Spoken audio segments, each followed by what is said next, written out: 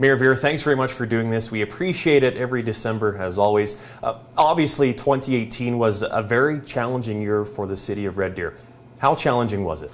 You know, I think any given year, as you reflect back and as you look forward to the year ahead, they all have their opportunities and challenges. They really are consistently like that.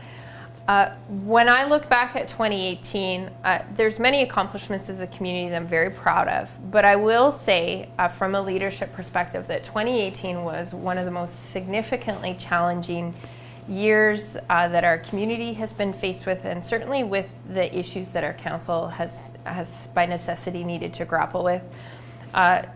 Alberta's been through recessions before, but this recession has proven to be a deeper recession, a more extended recession. And although we started to see some hints of recovery and the return of some cautious optimism in some sectors of our local economy, certainly the challenges that Alberta's faced with in terms of not being able to get energy to market has had a trickle-down effect in our whole economy. And that effect on our local economy, we see it manifesting itself in terms of the financial and economic consequences, but it also has socio consequences, and we see that in terms of some of the challenging issues that we've dealt with and some of the social divisions on those issues. So it certainly has been a challenging year, and we anticipate that that aspect will continue into 2019 as well. So it's no secret that Red Deer and Alberta have been dealing with this recession for a while. Are we starting to finally see signs that this recession may be coming towards an end? Generally, as I was throughout the community in 2018, and when we delivered messages on behalf of the city, we started to reference the economy as a recovering economy. Not a recovered economy, but a recovering economy. And as I mentioned, there were the beginning shifts and a return to a cautious optimism, particularly in some sectors. Having said that, though, this fall we started to feel a shift back into a recessed economy once again because of the challenges that we're faced with nationally, and because of Alberta's inability to get, because of the national circumstance, to get energy to market in the way that we need to. So the other factor in that is because of the continuing state of the provincial economy, the provincial government and the early cues that the city and municipalities all across Alberta have from the provincial government is that we are shifting into a time of government austerity at the provincial level. The consequence that has for a community of Red Deer size, for example, is that what we know to date is that there is likely $64 million of provincial funding that's cut from our municipal budget. And that was anticipated even when there was a hint of a return to growth years once again. So I would fully expect that we're needing to navigate, that this is the new economic normal that we're navigating in. Obviously, we want to show confidence in our local economy, which we do, but we have to be realistic and very pragmatic of the fact that normally on a recessionary cycle, we see a return to growth years after about 2 years. We've settled in, and we've seen that for about 3 to 4 years now, and from the provincial picture that's coming our way, we fully anticipate that at least the first half of 2019 that we will continue to be challenged predominantly as a result of the energy sector and the consequence that has in terms of provincial unemployment, but particularly local unemployment as well. Crime obviously continues to be a hot topic amongst Red Deerians, perhaps the top concern in the city. How confident are you in what the Red Deer RCMP and the city of Red Deer are doing when it comes to addressing community safety? Our citizens, over the past couple of years, but most certainly this year, crime and public safety has been the #1 priority of our citizens. And I think it's because it's become so very personal for people. When people are victimized, whether it's a person's crime or a property crime, when people are victimized, it becomes very personal for them. And we certainly see the consequences of that over the course of the past year. Obviously, the downturn and the continuing downturn in the economy is very much having a very strong interplay with our local crime stats.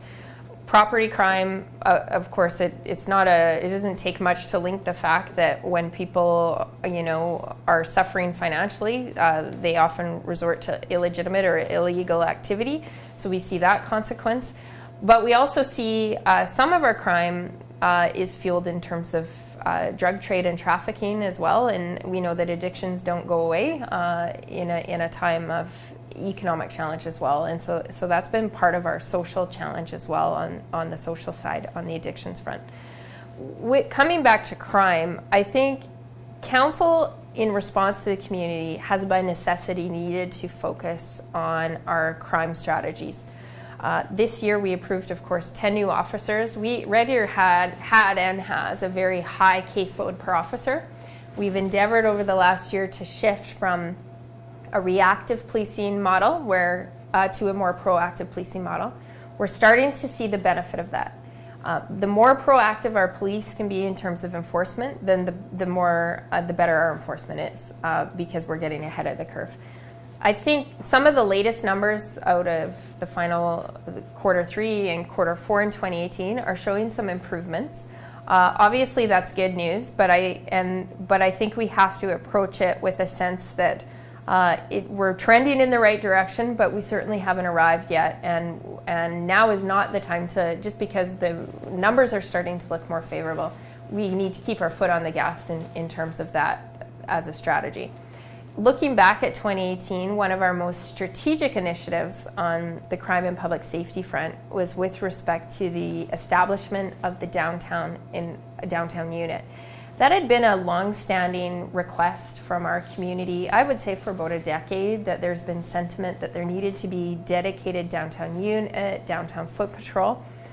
The more influential council and direction that council has given to the annual policing plan, this year we went to public consultation on the annual policing plan, the more we've honed in terms of our local policing priorities. And that downtown unit will not only make downtown safety safer, which has been a significant area of concern, it actually builds capacity in our policing elsewhere in the community as well, because a 911 call coming into dispatch, instead of there being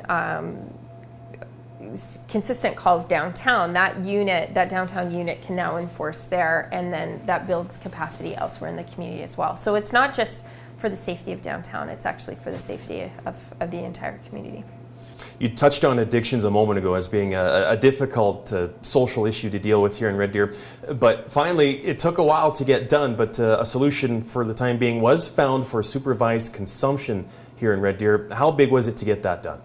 I will say that among the most challenging issues that we've dealt with over the past year, certainly Red Deer specifically, it's not a problem unique to Red Deer on the addictions front, or some of the social challenges we faced as a community.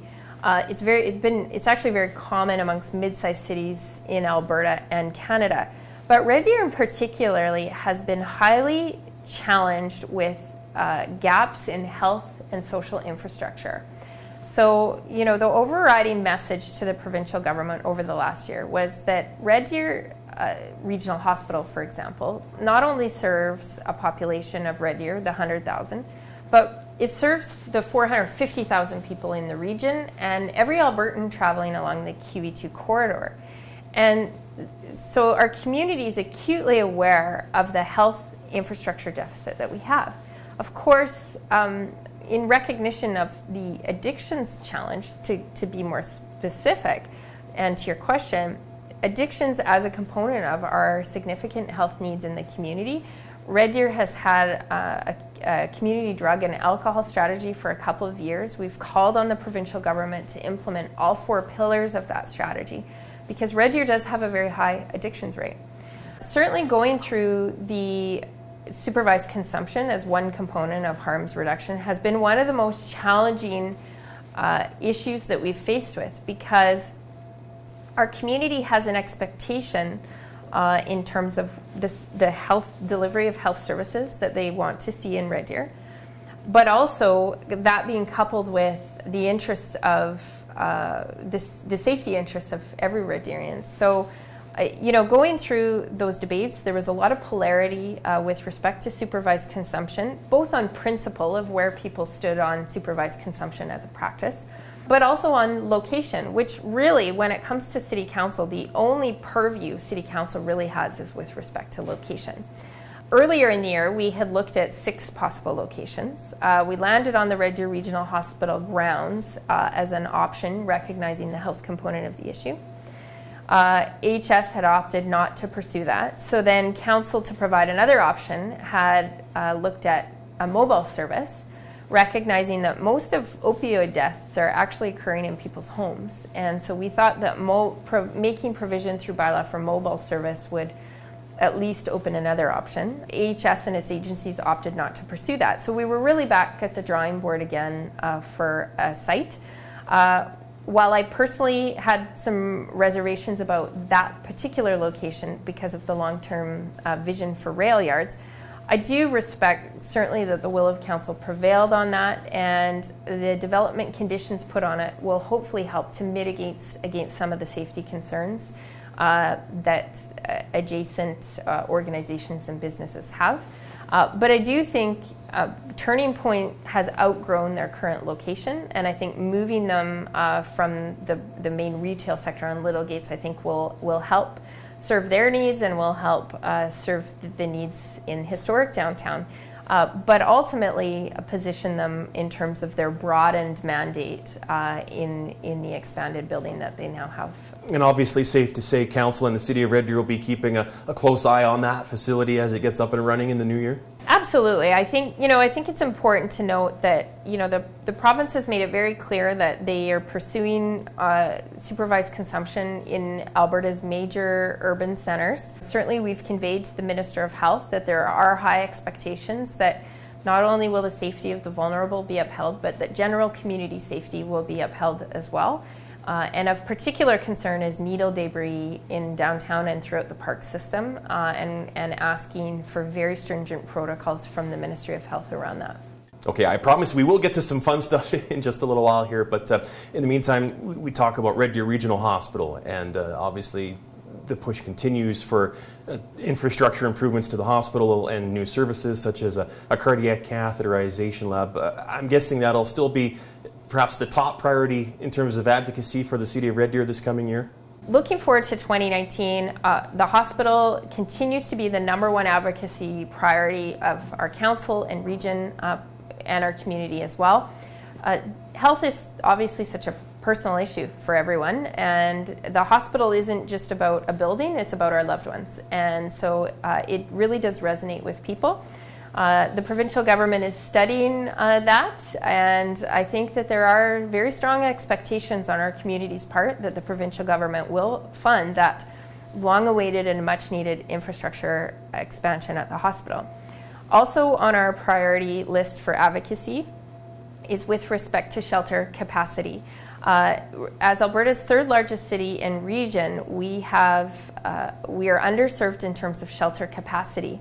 And a lot of the, I guess, social consequence that we see on the street and in the parks, rough sleeper camps being a primary example, are a direct result of that infrastructure deficit in Red Deer. And we really need to unite as a community for that.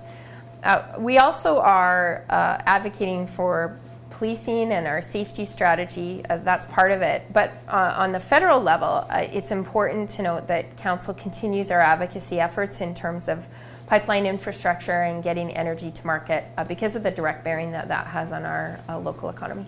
Okay, so in 2019, we all know 2 big elections are coming up. The provincial election will take place in the spring, followed by the federal election in the fall. How big of an opportunity do these elections provide the City of Red Deer to have its voice heard?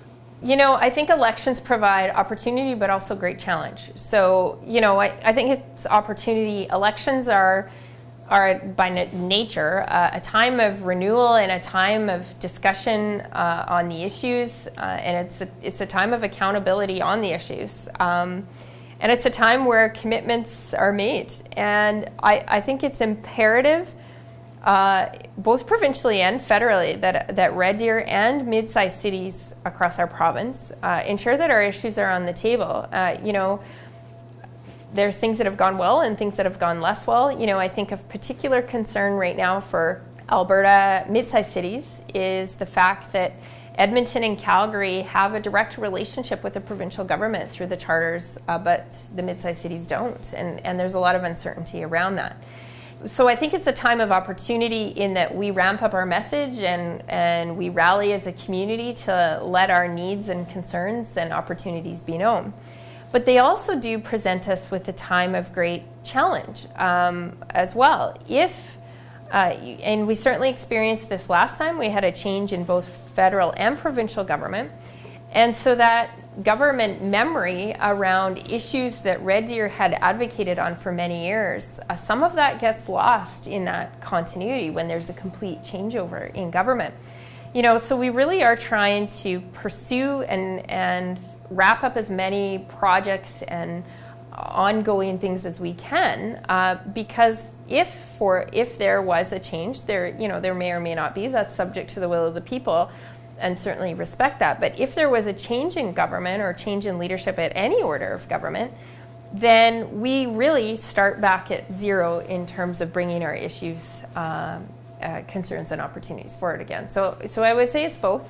And I am watching from the sidelines. And I promise we'll get back to that in a bit. But in the meantime, you take a look around Red Deer over the past 12 months, some of the great new facilities opening, the new service arena downtown, Setter's Place at Great Chief Park, and obviously the Gary Harris Center up at RDC.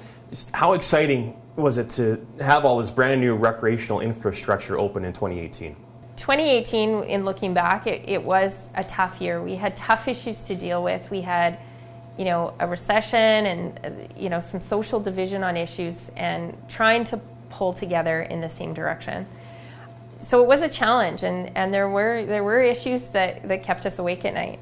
But having said that, when you look back at the year as well, there were significant milestones that will serve the interests of Red Deerians for generations to come.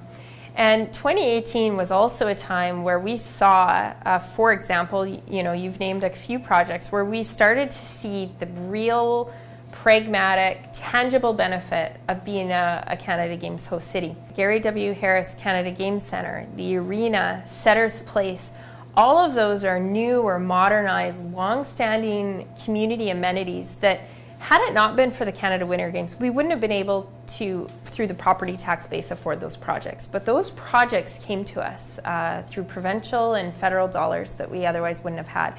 And so it positions us to meet our needs of a community that we are today, but positions us for our future. And of course, in 2019, we'll open the Downtown Cultural Center as well. I mean, all of that was incredible. And that recreation investment actually solidified our positioning as a major event and sporting event tourism destination and built a confidence in that economic diversification strategy that wouldn't necessarily have happened in the way that it's happening had it not been for those new amenities. And now we can look forward to a new pool. Well, that's right. I think, with the pool, we get a lot of inquiries in the community with that, but the pool, whether it's a 50-meter pool, future aquatic center, is one of them in our capital plan. It's such an outlier in our capital plan because it's the single most piece of high-cost infrastructure currently for one project in the capital plan. Because of the provincial cutbacks that have come our way, so the $64 million in cutbacks from the provincial government, that's introduced an element of uncertainty in the capital plan that we have to responsibly account for. But having said that, I think it's very fair to say, the 50-meter pool in Red Deer used to be an if. I served on council for many years now, and when I was first elected, it was an if.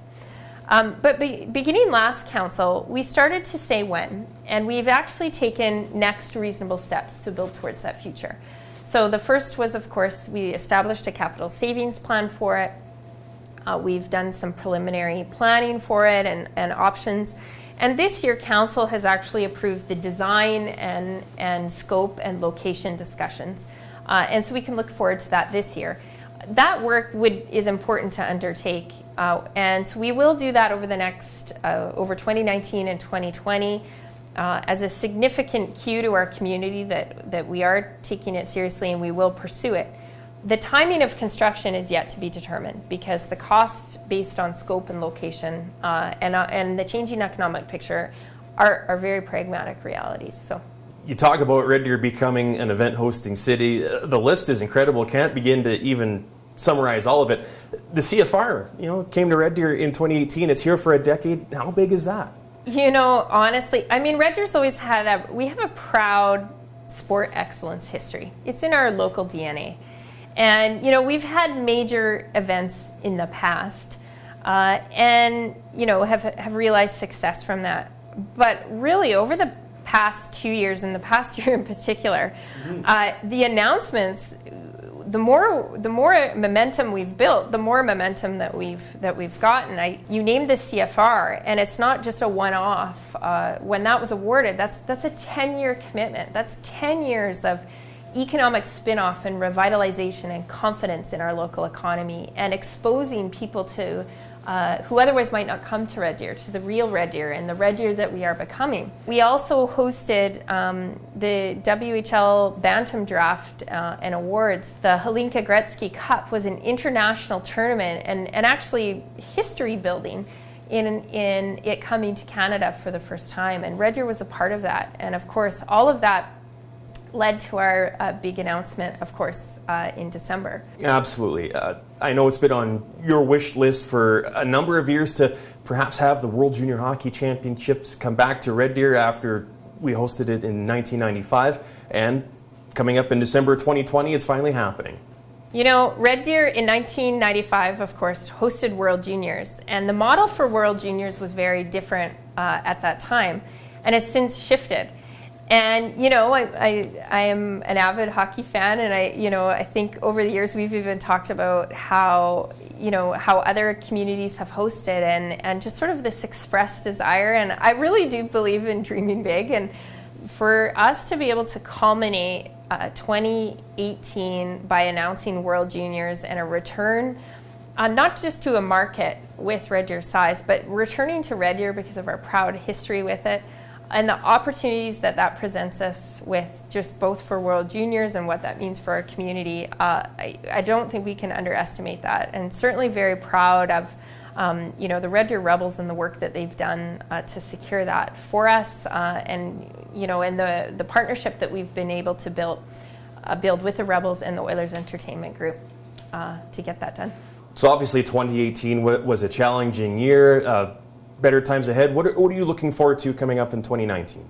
The other really great announcement in 2018 was the announcement of Red Deer College intending to become a university and the government's approval of that. I think when we look back, I think that will prove to be one of the most significant economic and community building catalysts in our community history. Becoming Alberta's next university city really means not only will we be able to keep university-bound students, but we'll be able to attract them. And that really will be a game changer for Red Deer's local economy on so many fronts. So, certainly a lot of great things happened as well, and it's important that we reflect on that and build on the momentum of that as we welcome in 2019. And just as we finish with this Alberta election coming up, you're sure you're just going to be on the sidelines for that as the mayor of Red Deer? Look, I mean, over the years, people ask me what my intentions are, but my intentions are to govern. And I've been given a mandate by the people of Red Deer to serve as mayor. There may come a time in the future, but that time is not now. I have a mandate as mayor until 2021. I love our community. I'm honored to serve in this capacity. I made commitments and look forward to following through on them and building community that we love.